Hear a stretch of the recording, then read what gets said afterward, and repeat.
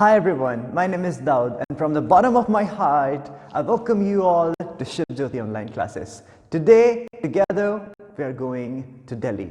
So are you all ready? Let's go. Okay, chapter 10, coming home to Delhi.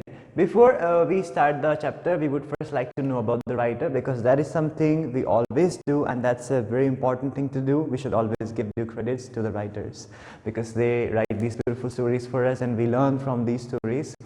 Madhur Jaffrey, now regarded by many as the world authority on Indian food, is an award-winning actress and best-selling cookery author.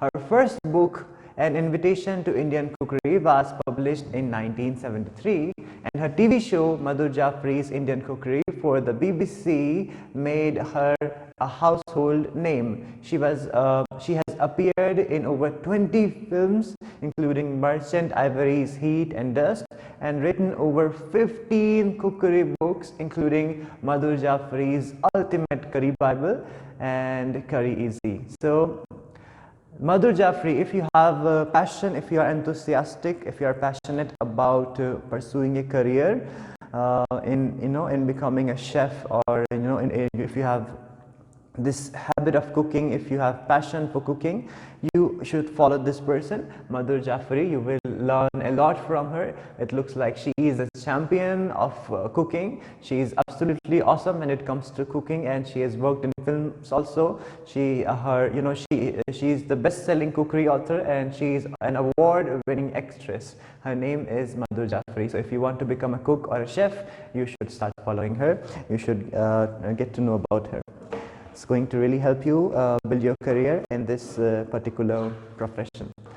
So the story is about to begin, coming home to Delhi. So it's going to be this writer Madhur Jaffrey is going to describe the story. So if you want to feel the story, you need to assume, you need to imagine that you are there with the writer, okay?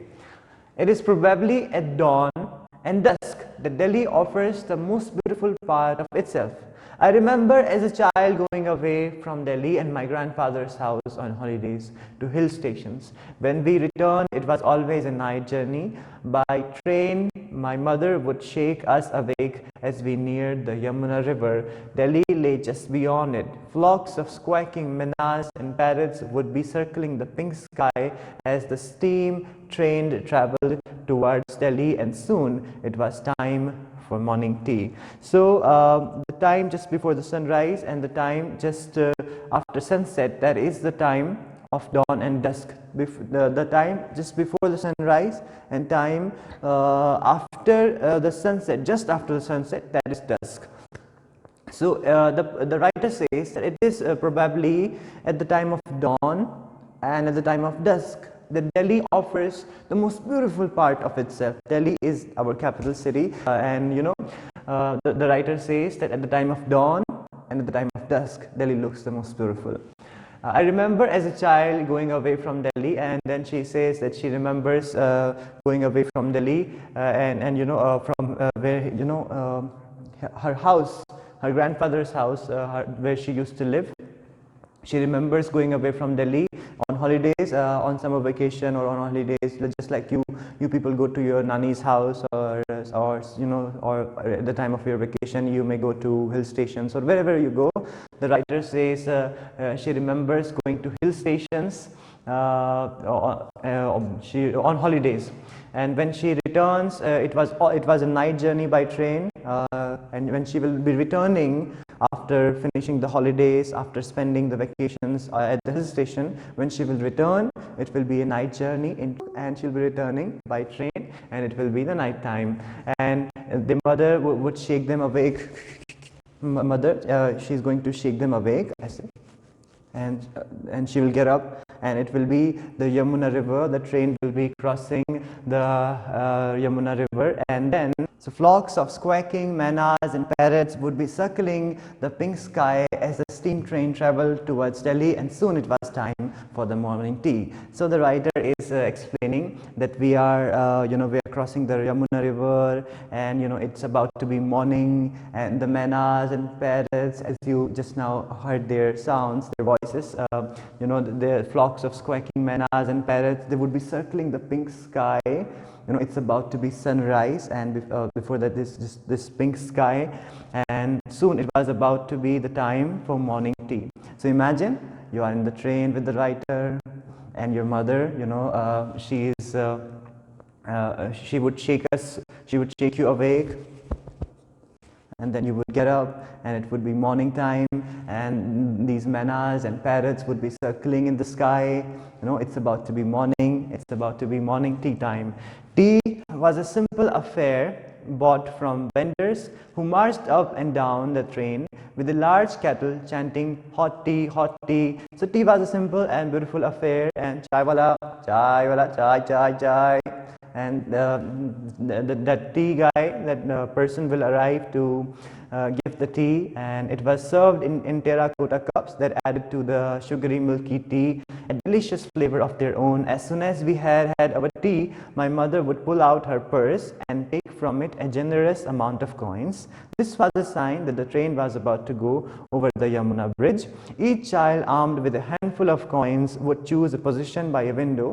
We would take one coin at a time and hurl it on to the holy currents of the Yamuna. If the coin hit the water, our mother told us we would be blessed. If it hit a washerman beating clothes on a sandy island or the bridge, then no blessings could be expected. We would try to get our blessings as quickly as possible because the approaching city called for our full attention. With the sun raining gold on it, the domes and minarets of the 17th century Mughal capital looked like they might be in a miniature painting. So the tea will be served in terracotta cups, which means those cups made of clay, जो मिट्टी के cup होते हैं, and that will add some sugary, milky tea, a delicious flavor of their own, and that adds some flavor. And if you have traveled, and if you have you have ever had the tea in terracotta cups, you might know, you might be aware about the taste, you might be well acquainted with the taste of it. And then their mother will give them coins. Each child has a coin, and that means that they are about to cross the Yamuna bridge. They are about to go over the Yamuna bridge. And when the mother has started to give each child some coins, it means that they are about to go over the Yamuna bridge. And then each child will be sitting near the window, and they have handful of coins in their palm, and they are going to try to throw that coin into the Yamuna river. And if it falls down directly into the Yamuna river, they are going to be blessed. And if it falls down on somebody's head or somewhere else, then the child will not be blessed. That's what their mother used to tell them, and their mother would give them coins to do this particular thing of belief, which people used to believe. And then the train would go further, and then here we have this term, minarets raining gold on it. With the sun raining gold on it, the domes and minarets of here, this term sun raining gold on it means you are about to, the golden sunlight of the early morning falling on the old city, the golden sunlight, the early morning sunlight, when it is falling on the city, when it is touching the city. For that we have this phrase here, with the sun raining gold on it. The domes and minarets of the 17th century Mughal capital look like they might be in a miniature painting. So imagine you are in a train, you are crossing the Yamuna bridge, and the sunlight, beautiful morning sunlight on the domes and minarets of the city Delhi, built by Mughal rulers of the Muslim kings of the ancient times. So it used to look so beautiful, so beautiful. This is what the writer is trying to describe. And it looked so beautiful that it would give them the feeling like they might be in a miniature painting. This was my city, the city where I was born, and the city of my ancestors. My heart invariably skipped a beat when I saw it. Delhi, India's capital city, is a combination of many Delhis. For the last 1,000 years, as rulers replaced each other, one Delhi was torn down to build another, often with the stones of its former self. One of Delhi's conquerors in the last millennium, the Mughals were known for their great wealth and taste. They built two cities, of which Shahjahanabad, now called the Old City, became famous throughout the ancient world as the seat of the grand Mughal coming from distant places. These rulers longed for the food and climate of their home. They could do nothing about the weather, but they built gardens, water tanks and canals. The Mughals carved marble canals that went through their palace bedrooms, and they ate their own food. As the years went by, some of their dishes were included and accepted as part of the city's local food. Persian-style pulaus that combined meat and rice, and samosas, pakoris, and of course, tea. So then further, the writer says, and she is very proud, "This is my Delhi. This is my city. This is the capital of my country. This is where I lived. This is where I grew up. This is my hometown. This is the hometown of my ancestors. This is where my ancestors lived. This is where I lived."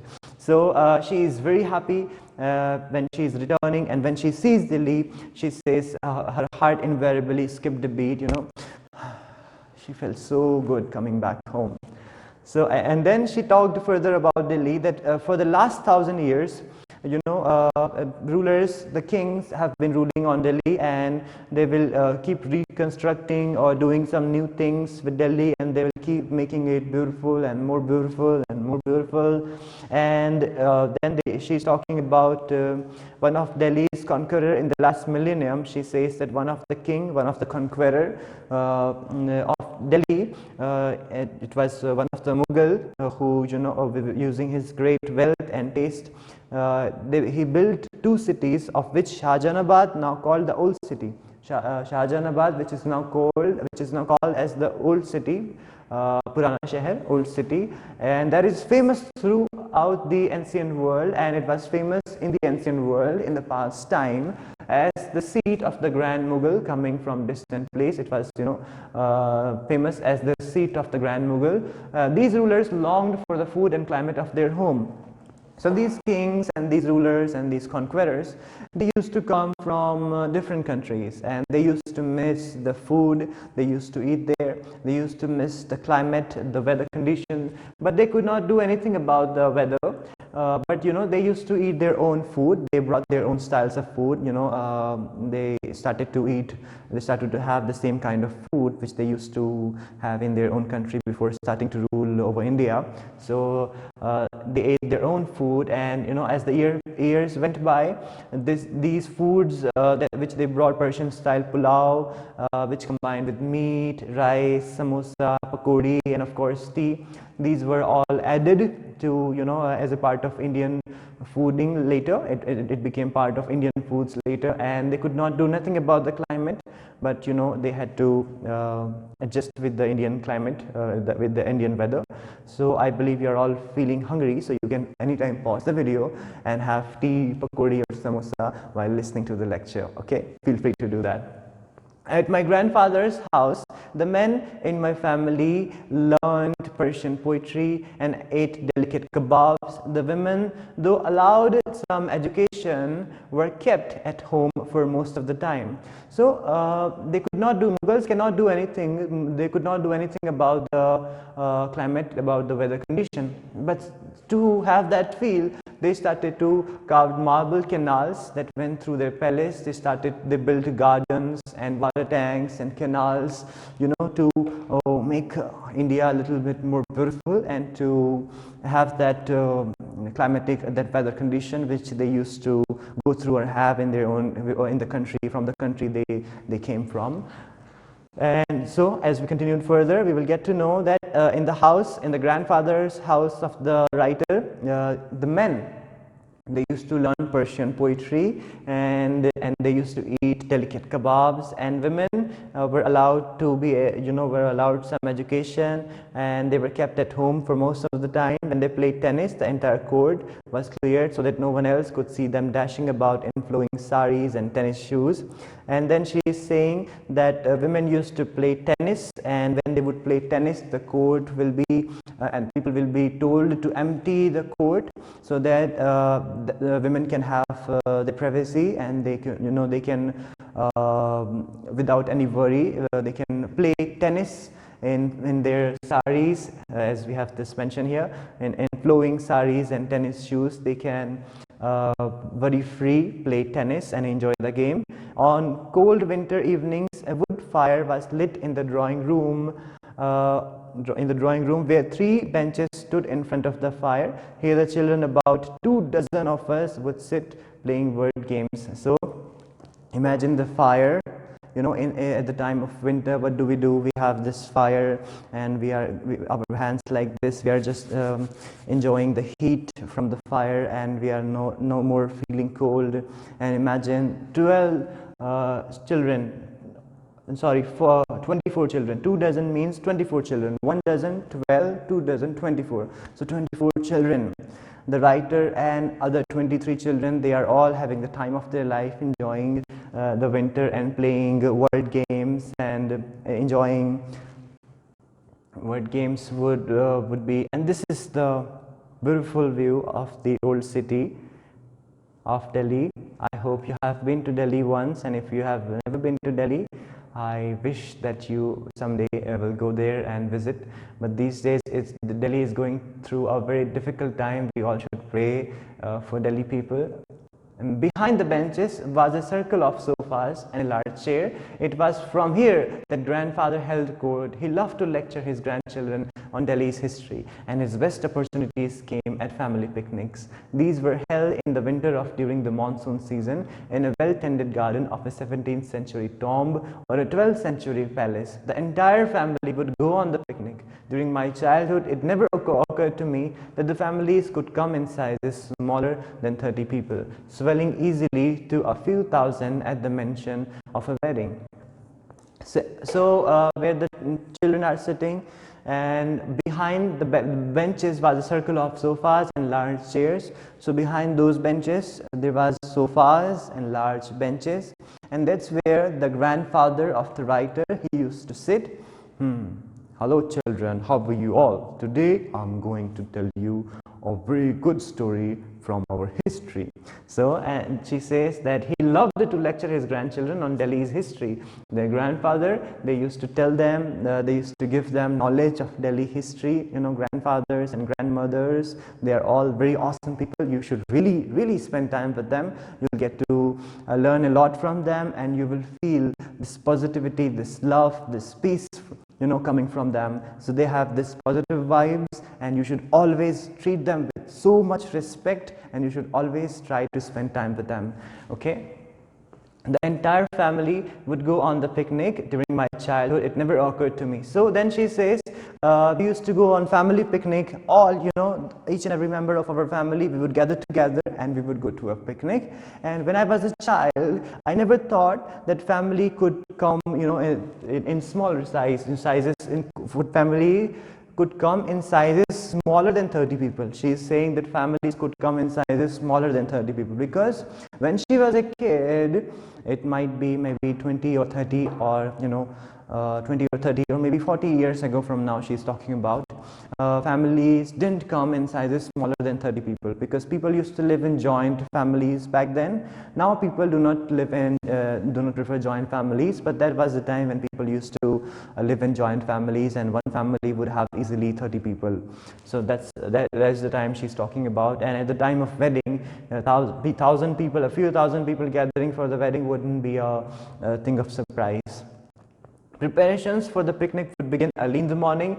Potatoes in a hot tomato sauce, golden puris, warm moist meatballs, and jars of pickles would be packed along with fruits in large baskets. 2 cars would stand ready. So she is now saying that from the early morning, the preparations of the picnic would begin. They would start to make puri, aloo ki sabzi, and pickle, and meatballs, and this jar of pickles, and a basket full of fruits, and 2 cars would stand ready, gleaming in the sun. The art of getting 30 people into 2 cars had long been mastered. So then she is saying 2 cars would be ready, and 30 people would somehow adjust in 2 cars. And this art has been mastered, this art had been mastered by these people, that they would somehow, 30 people, can you imagine? 15 people in one car and 15 people in the other. 30 people would somehow adjust in 2 cars, and they would sit in 2 cars. The first layer consists of short ladies and teenagers. So first layer would consist of short ladies, those ladies who have short height, but short ladies, we should never underestimate anybody because of their height. Greatest people, height never matters. We have always greatest people, some inspiring people everywhere in this beautiful world who are of short height, and they are doing absolutely awesome. So height never makes any difference. It doesn't matter how tall or how short you are, all right? The more important thing is how good you are, and how many good things you are doing in your life. So teenagers, on their laps went the second layer consisting of 10 to 12-year-old, all right? Second layer will consist of 10 to 12-year-old kids. The third layer consisted of all those below the age of 10. Below the age of 10 will be on the third layer. The tall men sat in the front seat, the tallest people on the front seat. On their laps sat the 10 to 12-year-olds holding the basket, and on their laps will be sitting 10 to 12-year-old holding the basket and pots that could not be stuffed into the trunk. So the extra baskets and pots which could not be kept in diggy, and for which the space was not enough, there would be 10 to 12-year-old holding those. They would be holding these baskets and pots with them. We just now had this, we just got to see this beautiful picture. This is Qutub Minar. I hope you have seen this picture so many times before in your GK book or in your social study book. This is, the writer is going to talk about this place now. This is a very good and historical monument of Delhi. Once reached the gardens of the Qutub Minar, the children would rush to climb the sandstone tower while the picnic was laid out on a large cotton sheet.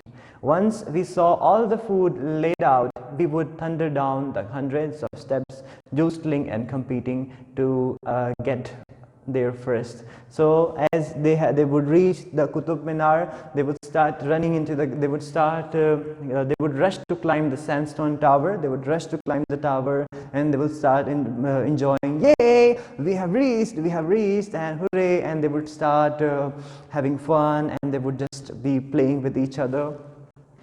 The foods and places of my childhood can still be found in Delhi. And then she is sharing this beautiful thing, that the food and the places of my childhood can still be found in Delhi. They are still there.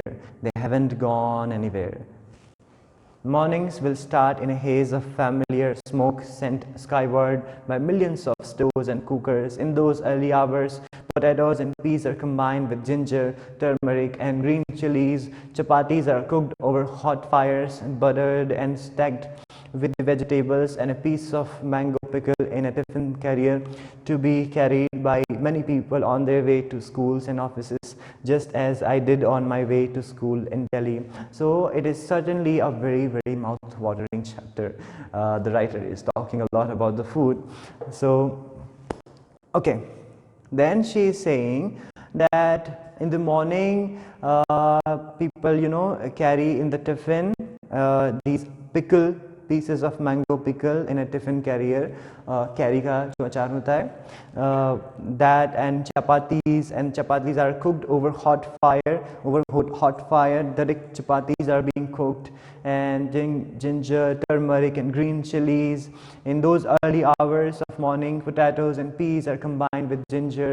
So that's how the food is cooked in the morning hours, and people on their way to schools and offices, they still take the same kind of food for their tiffin, which used to be there when I was a child. This is what the writer Madhur Jafari is saying. This is it for today. Thank you for joining me. I really enjoyed spending this time with you. Peace be with you. God bless you.